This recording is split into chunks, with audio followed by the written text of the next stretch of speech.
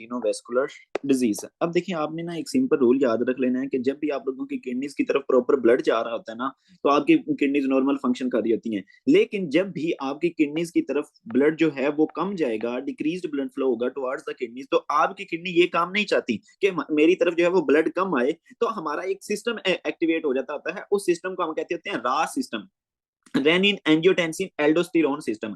तो जब भी आपकी किडनीज की तरफ कम ब्लड फ्लो जा रहा है, तो इट मींस के आपको पता है कि किसी भी ऑर्गन की तरफ कम ब्लड ब्लड फ्लो जाने की वजह से उसको जारी सी बात है, ऑक्सीजन न्यूट्रिएंट्स की जो सप्लाई है वो कम होगी। तो इस फिनोमेना को हम क्या कह देते हैं, इस्कीमिया कह देते हैं। इट मींस के किडनीज का इस्कीमिया होगा। जब आपकी किडनीज का इस्कीमिया हो रहा है तो ये एक सिस्टम को एक्टिवेट कर देंगी, उस सिस्टम को हम क्या कहते हैं, रेनिन एंजियोटेंसिन एल्डोस्टेरोन सिस्टम। अब जब इस्कीमिया होता है तो ये रिलीज करेंगी रेनिन को। अब ये वाला जो रेनिन है, जारी सी बात है, आप लोगों के ब्लड के अंदर जो है वो चला जाएगा। जब ये आप लोगों के ब्लड के अंदर जाएगा तो ये क्या करता है कि ये एंजियोटेंसिनोजिन को कन्वर्ट कर देता है एंजियोटेंसिन 1 के अंदर। देन आपका ये जो एंजियोटेंसिन 1 है, इसको कन्वर्ट कर दिया जाता है एंजियोटेंसिन 2 के अंदर। बेसिकली इधर आपका एस एंजाइम होता है, एंजियोटेंसिन कन्वर्टिंग एंजाइम होता है। तो वो क्या करेगा, वो एंजियोटेंसिन 1 को कन्वर्ट कर देगा एंजियोटेंसिन 2 के अंदर। देन है आपका ये वाला जो एंजियोटेंसिन 2 है, ये क्या करेगा, इसका बेसिकली ये जो सारा सिस्टम एक्टिवेट हो रहा है, इसका काम ये है कि मैं ज्यादा से ज्यादा जो ब्लड फ्लो है वो आपकी किडनीज की तरफ इंक्रीज करवा दूं। अब ये वाला जो एंजियोटेंसिन 2 है, ये क्या करेगा, एक तो वेसल्स को कॉन्स्ट्रिक्ट करवा देगा। दूसरा ये काम करेगा कि इधर से जो है ना, आप लोगों को पता है कि किडनीज के ऊपर जो है वो एड्रीनल ग्लैंड होता है, तो वहां से ये एल्डोस्टेरोन को रिलीज करवाएगा। अब ये वाला जो एल्डोस्टेरोन है, ये क्या करता है, ये सोडियम की रिटेंशन करता है, जिसकी वजह से सोडियम के पीछे पीछे वाटर आता है, तो वाटर की भी रिटेंशन हो जाती है। तो दो काम कर रहा है, ठीक है। बेसिकली बेसिकली ये तीन चार काम कर रहा होता है, लेकिन फिलहाल हमारे काम की ये चीजें हैं। एंजियोटेंसिन 2 क्या करवा रहा है, एक तो वेसल्स को कॉन्स्ट्रिक्ट करवा रहा है, दूसरा ये है कि सोडियम और वाटर की रिटेंशन करवा रहा है। इट मींस कि अगर ये ब्लड वेसल है तो एक तो इसने कॉन्स्ट्रिक्ट करवा दिया, दूसरा इसके अंदर वॉल्यूम बढ़ा दिया। तो आप सिंपल में समझ सकते हैं कि अगर एक मैं पाइप है उसको थोड़ा सा कॉन्स्ट्रिक्ट भी कर दूं और उसके अंदर पानी भी बढ़ा दूं, तो पानी का प्रेशर जो है वो बढ़ जाएगा, ठीक है। और दूसरी बात ये कि अगर किसी एरिया की तरफ पानी जा रहा है तो जाहिर सी बात है, आप जिस पौधे को आप पानी दे रहे थे उधर ज्यादा पानी जाएगा। तो बिल्कुल सेम फिनोमेना आपकी बॉडी के अंदर हो रहा होता है कि इसकी वजह से ये वाला जो फिनोमेना हो रहा है, ये वाला जो आप लोगों का रास सिस्टम एक्टिवेट हो रहा है, इसकी वजह से किडनीज की तरफ ब्लड फ्लो जो है वो इंक्रीज हो जाता है, जिसकी वजह से जाहिर सी बात है आपका ये वाला जो प्रॉब्लम है सारी वो ठीक हो जाएगी, जो कि किडनीज का इस्कीमिया हो रहा था। अब ये नॉर्मल फिनोमेना जो है वो हो रहा था, लेकिन इसका हमें एक साइड इफेक्ट का सामना करना पड़ सकता है कि अगर आपका ये वाला जो रास सिस्टम है वो ज्यादा एक्टिवेट हो जाए। इसका साइड इफेक्ट क्या होता है कि जब देखिए वेसल्स कॉन्स्ट्रिक्ट हो रही हैं और अंदर जो वॉल्यूम है वो भी इंक्रीज हो रहा है, ब्लड का वॉल्यूम, जाहिर सी बात है ये वाटर ब्लड के अंदर ही रहेगा ना, तो ब्लड का वॉल्यूम जो है वो भी इंक्रीज हो रहा है। तो आप इमेजिन कर सकते हैं कि जब आप लोग किसी पाइप के अंदर प्रेशर बनाना चाहते हो तो उसको एक तो कॉन्स्ट्रिक्ट करते होते हो और दूसरा उसके अंदर जो फ्लूइड है, जो वाटर है, उसको बढ़ा देते हो तो उसके अंदर प्रेशर बढ़ जाता है। इट मींस कि अब आप लोगों की ब्लड वेसल्स के अंदर जो प्रेशर है वो बढ़ जाएगा। इट मींस कि आप लोगों का जो बीपी है वो बढ़ जाता है। तो ब्लड प्रेशर का बढ़ जाना, इट मींस कि उस बंदे को क्या हो सकती है जनाब, हाइपरटेंशन जो है वो हो जाती होती है।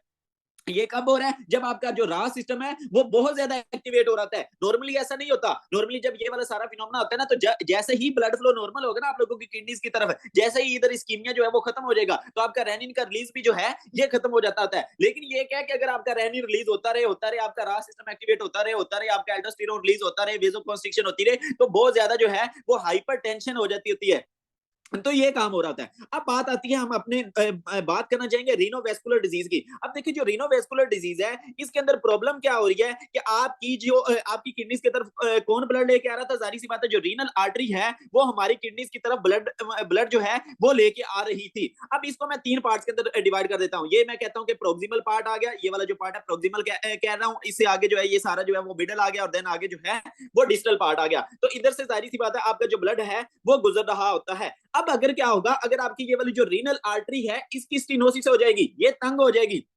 अब ये क्यों तंग हो सकती है, ठीक है। एक तो इस वजह से हो सकती है कि अगर इधर इधर एथरोस्क्लेरोटिक प्लेक बन जाए। ये चीज मैंने कार्डियो के अंदर बड़ी इन डिटेल पढ़ाई है कि आपके इधर लिपिड्स अकामुलेट हो जाते हैं, आपके मैक्रोफेजेस अकामुलेट हो जाते हैं, ठीक है, और इवेंचुअली इधर जो है वो एथरोमा बन जाता होता है। तो एक किस वजह से हो सकती है, एथरोस्क्लेरोसिस की वजह से। तो ये भी उधर हमने पढ़ा था कि एथरोस्क्लेरोसिस मोस्टली किन लोगों के अंदर होती है, जो कि पर्सन जो है वो स्मोकर होता है। तो इट मींस के जो एथेरोस्क्लेरोसिस है वो एथेरोस्क्लेरोटिक प्लेग जो है वो मोस्टली कहां पे बन रहे होते हैं, ये proximal 1/3 of your renal artery के अंदर जो है वो बन रहे होते हैं। और ये मोस्टली किन लोगों के अंदर बनेंगे, मैंने आपको बता दिया एथेरोस्क्लेरोसिस कौन से लोगों के अंदर कॉमन होती है, जो कि बूढ़े लोग होते हैं और बहुत लंबे अरसे से जो है वो स्मोकिंग कर रहे होते हैं, तो उनके अंदर एथेरोस्क्लेरोसिस के चांसेस होते हैं। तो अगर ये जो प्लेग है वो आप लोगों की रीनल आर्टरी के अंदर बनेगा तो मोस्टली ये जो है वो प्रोक्सिमल पार्ट के अंदर जो है वो बन रहा होता है। तो अब जाहिर सी बात है इधर से जो ब्लड है वो आपकी किडनीज की तरफ कम जाएगा। जब आप लोगों की किडनीज की तरफ ब्लड कम जाएगा तो जाहिर सी बात है आगे वाली सारी कहानी का आपको पता है कि इवेंचुअली क्या हो जाएगी, हाइपरटेंशन जो है वो हो जाती होती है रास सिस्टम के एक्टिवेट होने की वजह से।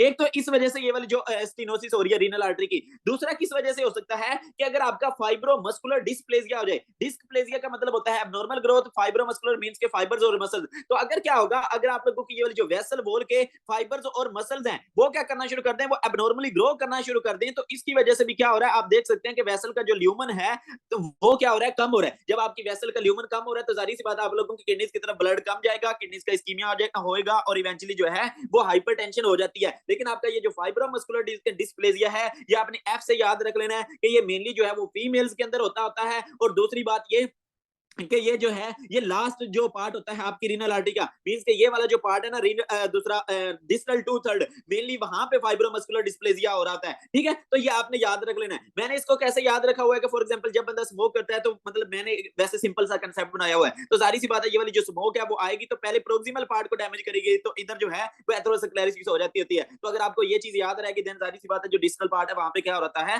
फाइब्रोमस्कुलर डिस्प्लेसिया हो रहा है। और ये मोस्टली जो है वो फीमेल्स के अंदर जो है वो हो रहा है। अब इन दोनों प्रॉब्लम्स के अंदर क्या हो रहा था, आपकी रीनल आर्टरी तंग हो रही थी, रीनल आर्टरी तंग हो रही है तो जाहिर सी बात है किडनीज की तरफ जो है वो ब्लड कम जाएगा, ब्लड कम जाएगा, किडनीज का इस्कीमिया होगा, किडनीज का इस्कीमिया हो जाएगा तो जाहिर सी बात है उस बंदे को हाइपरटेंशन हो जाती होती है। अब देखिए जब बंदे को हाइपरटेंशन हो रही होती है ना तो हम मोस्टली जो ड्रग्स यूज कर रहे होते हैं ना वो एस इनहिबिटर्स जो है वो यूज कर रहे होते हैं। मींस कि आपका इधर जो एंजाइम था ना एंजियोटेंसिन कन्वर्टिंग एंजाइम, इसको हम इनहिबिट कर देते हैं। जब इसको हम इनहिबिट कर देते हैं आपका जाहिर सी बात है एंजियोटेंसिन 2 नहीं बनेगा और ये ना आगे वेजो कॉन्स्ट्रिक्शन होगी ना सोडियम और वाटर की टेंशन होगी, तो आपकी हाइपरटेंशन जो है वो ठीक हो जाती होती है। तो ये आप लोगों की बड़ी कॉमनली यूज ड्रग है एस इनहिबिटर्स। इसमें आपने नेम सुना होगा कैप्टोप्रिल, ठीक है, या आपने इसका ब्रांड नेम सुना होगा कैपोटीन। तो ये आपने अक्सर इसका नेम जो है वो मोस्ट प्रोबेबली सुना होगा। तो हम ये ड्रग दे रहे होते हैं जो कि इसको इनहिबिट कर देती है तो आपकी हाइपरटेंशन जो है वो ठीक हो जाती है। लेकिन ये वाला जो बंदा होगा इसके अंदर आप जब एस इनहिबिटर्स दोगे तो उसकी जो कंडीशन है वो जो है वो मजीद वर्स होने के चांसेस होते हैं अगर आपकी जो दोनों किडनीज हैं वो अफेक्ट हुई पड़ी हैं। मैं क्या आप लोगों का कंसेप्ट बनाना चाह रहा हूं कि एक बंदा है जिसकी दोनों किडनीज की जो रीनल आर्टरीज हैं उनकी स्टेनोसिस हुई पड़ी है जिसकी वजह से उस बंदे को हाइपरटेंशन हुआ पड़ा है। तो उस बंदे को आपने जो एस इनहिबिटर्स हैं वो नहीं देने। वो क्यों नहीं देने, अगर आप एस इनहिबिटर्स दोगे तो क्या होगा, आपका ये वाला जो एस एंजाइम है ये इनहिबिट हो जाएगा। अब आपका एंजियोटेंसिन 2 नहीं बनेगा। जब आपका एंजियोटेंसिन 2 नहीं बनेगा तो हम क्या कह रहे थे कि एंजियोटेंसिन 2 क्या करवा रहा था, अपना सारा ये जो एल्डोस्टेरोन रिलीज करवा के उसके बाद वेसोकंस्ट्रिक्शन करवा के आपकी किडनीज की तरफ ब्लड फ्लो जो है वो इंक्रीज करवाने की कोशिश कर रहा था। ठीक है, जिसकी वजह से किडनीज का फंक्शन जो है वो थोड़ा बेहतर रहता था, आप लोगों की कैराटिन की क्लियरेंस जो है वो होती रहती थी। लेकिन अगर आपने इस बंदे को एस इनहिबिटर दे दिया, अब no angiotensin, no increased blood flow towards the kidneys, no creatinine clearance, तो ये वाला बंदा जब होगा इसको जब आप लोग एस इनहिबिटर दोगे तो उसके बाद क्या हो जाएगा, उसके ब्लड के अंदर अगर आप लोग चेक करोगे तो कैराटिन का लेवल बढ़ जाएगा। कैराटिन का लेवल क्यों बढ़ रहा है, बिकॉज जब आपने एस इनहिबिटर दे दिया एंजियोटेंसिन 2 नहीं बन रहा, आपकी किडनीज के ब्लड फ्लो इंक्रीज नहीं हो रहा,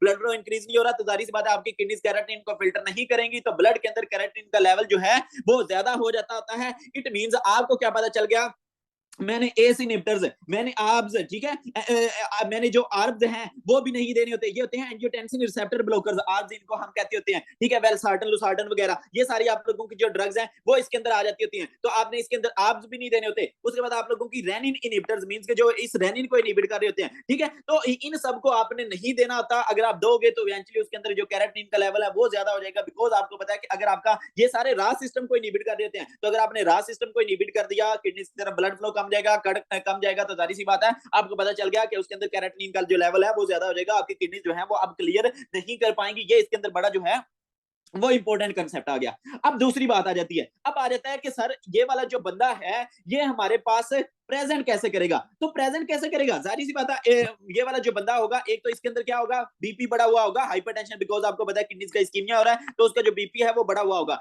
तो एक तो उस बंदे के अंदर जनाब हाइपरटेंशन होगी। देन दूसरी बात ये कि उसका रास सिस्टम आपको पता है कि एक्टिवेट हुआ पड़ा है, तो इट मींस के काफी ज्यादा जो है वो सोडियम की रिटेंशन होगी, और सोडियम के साथ साथ किसकी, वाटर की रिटेंशन होगी। इट मींस के उस बंदे के अंदर बहुत ज्यादा सोडियम और वाटर की रिटेंशन हो रही होगी। तो ये वाला जो सोडियम और वाटर है, जब बंदे के अंदर बहुत ज्यादा हो जाता होता है, तो ये इवेंचुअली आप लोगों के जो लंग्स है उनके अंदर अकामुलेट हो जाता होता है। तो आप लोगों का फ्लूइड का लंग्स के अंदर अकामुलेट हो जाना, इसको हम क्या कहते हैं, पल्मोनरी एडिमा कहते होते हैं। तो उस बंदे के अंदर और क्या प्रॉब्लम हो सकती है, एक तो उसके अंदर बहुत ज्यादा हाइपरटेंशन होगी, दूसरा उसके अंदर क्या होगा जनाब, पल्मोनरी एडिमा होगा, तीसरा उस बंदे के अंदर ये वाला जो फ्लैंक एरिया था, आपको पता है किडनीज किस एरिया के अंदर होती है, आप लोगों के फ्लैंक एरिया के अंदर होती है। तो आपका ये वाला जो फ्लैंक एरिया है, अब देखिए ये वाली जो वेसल है जो कि कॉन्स्ट्रिक्ट हुई पड़ी है, ठीक है, सॉरी, जिसकी स्टेनोसिस हुई पड़ी है, तो आपको पता है जब तंग रास्ते से कोई भी चीज गुजरती है, पानी गुजरता है, तो आवाज प्रोड्यूस होती है। तो इधर भी जब आप लोगों का ब्लड इस तंग रास्ते से गुजरेगा, तो एक आवाज प्रोड्यूस होगी, जो कि आप लोग स्टेथोस्कोप के ऊपर सुन पाओगे। तो उसको हम क्या कहते होते हैं, ब्रूट कहते होते हैं। तो आप लोगों को क्या मिल रही होती है,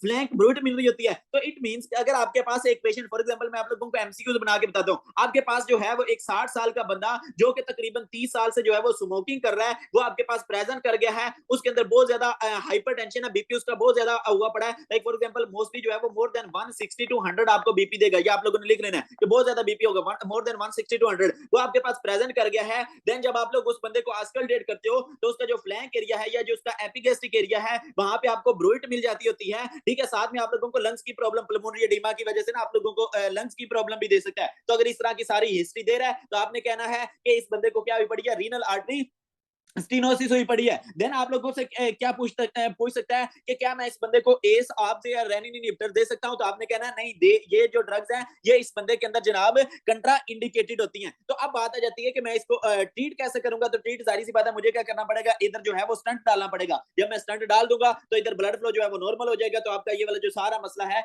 वो इजिली जो है वो ठीक हो जाता है। तो इसका हम क्या कर लेते हैं, इस तरह करके इजिली ट्रीट कर लेते हैं। देन एक और थोड़ा सा इसमें इंपॉर्टेंट कंसेप्ट है, एक और इसके अंदर इंपॉर्टेंट कंसेप्ट क्या है, अब आप देख सकते हैं जब भी क्या हो रहा है, आप लोगों की जो किडनीज हैं उनका इस्कीमिया हो रहा है, तो आपकी किडनीज क्या करती हैं, रेनिन को रिलीज करती हैं, ठीक हो गया। तो आपको बताया कि आर्टरीज के थ्रू ब्लड आ रहा होता है और आप लोगों की जो वेन्स हैं वो इधर से ब्लड लेके जा रही होती हैं, ठीक है। इट मींस कि अगर ये वाली जो किडनी है, आप लोग इमेजिन करें कि ये वाली जो किडनी है इसकी क्या हुई पड़ी है, इसकी तरफ जो रीनल आर्टरी ब्लड लेके आ रही है उसकी स्टेनोसिस हुई पड़ी है। आप लोग इमेजिन करें कि इसकी स्टेनोसिस, इट मींस कि इस किडनी का क्या हो जाएगा, इस्कीमिया। तो ये वाली किडनी क्या करेगी, रेनिन को रिलीज करेगी। तो इट मींस कि इसकी जो वेन के अंदर जो है वो रेनिन काफी ज्यादा होगा। ये वाली जो अफेक्टेड किडनी है इसकी वेन के अंदर क्या होगा, रेनिन काफी ज्यादा होगा। अब बात करते हैं दूसरी किडनी की, ये उसकी सिर्फ एक किडनी अफेक्ट हुई पड़ी थी।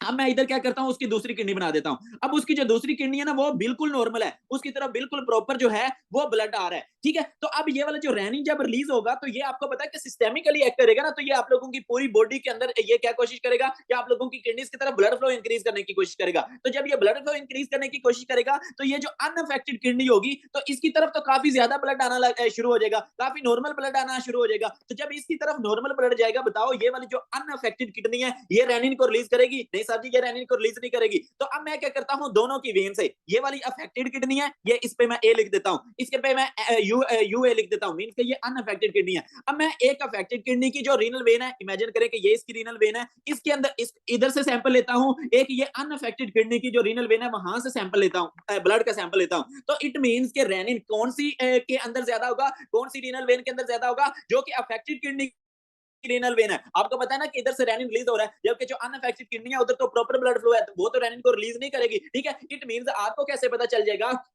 कि ये वाली जो किडनी है ये अफेक्टेड है, कौन सी किडनी अनअफेक्टेड है? तो आपने याद रख लेना है कि वो किडनी जो कि अफेक्टेड होगी उसकी जो रीनल वेन होगी, जब आप लोग उसकी सैंपलिंग करोगे तो उधर आप लोगों को जो रेनिन है वो काफी ज्यादा मिल रहा होता है, जबकि जो आप लोगों की अनअफेक्टेड किडनी है उधर की जो रीनल वेन है वहां पे जो आपको रेनिन है वो काफी कम मिल रहा होगा। जाहिर सी बात है, अगर दोनों की तरफ जो है वो फॉर एग्जाम्पल क्या कहते हैं स्टीनोसिस हुई पड़ी होगी, तो दोनों की रीनल वेन के अंदर आप लोगों को ये जो रेनिन है वो काफी ज्यादा मिल रहा होता है, ठीक है। तो जनाब ये था हमारा टॉपिक ऑफ रीनोवेस्कुलर डिजीज।